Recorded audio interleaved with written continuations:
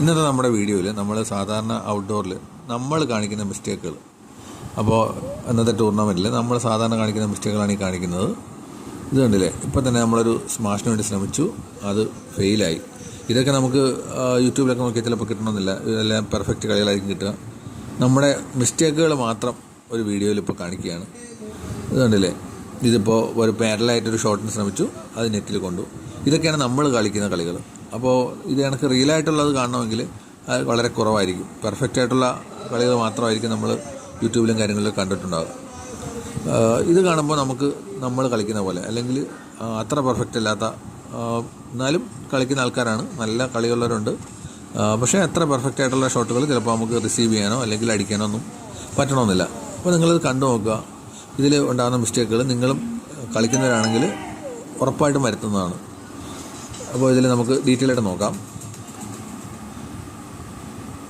കണ്ടില്ലേ, ബാക്കിൽ നിന്ന് ഒരു സ്മാഷിനെ ശ്രമിച്ചിട്ട് അത് ഫെയിലായതാണ്. അപ്പോൾ അതുപോലെ തന്നെ അടുത്ത സർവ് തുടങ്ങുന്നു.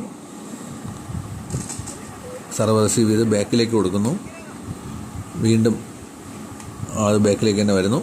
കണ്ടില്ലേ, കറക്റ്റ് സെൻറ്ററിലെ ഒരു ഗ്യാപ്പിൽ തന്നെ വന്ന് വീഴുന്നു. അപ്പോൾ രണ്ടുപേരും ഓപ്പണൻസ് അത് അറച്ചു പോയി എടുക്കാൻ വേണ്ടിയിട്ട്.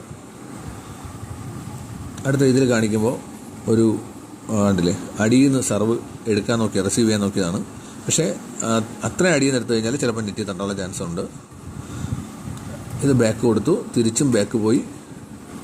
പക്ഷെ നല്ലൊരു ഷോട്ടായിരുന്നു.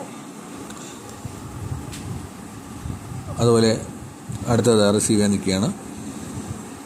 ബാക്ക് കൊടുത്തു, തിരിച്ച് ബാക്ക് വന്നു, വീണ്ടും ബാക്ക്. ആ നല്ലൊരു കോർണർ, അതായത് ഗ്യാപ്പ് നോക്കിയുള്ളൊരു കോർണർ ഷോട്ടായിരുന്നു, അത് കൊള്ളായിരുന്നു.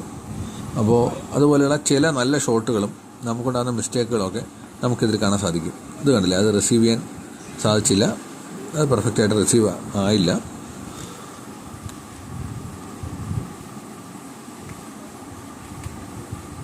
വയ്ക്കുന്നത് അതൊരു പവർഫുള്ളായിട്ടുള്ള അടിയായിരുന്നു, അത് റിസീവ് ചെയ്യാൻ പറ്റിയില്ല. അത് നല്ല ഹൈറ്റിൽ വന്നു, റിസീവ് ചെയ്യാത്തതുകൊണ്ട് തന്നെ ബാറ്റ് തട്ടി തെറിച്ച് പോകാനുണ്ടായത്.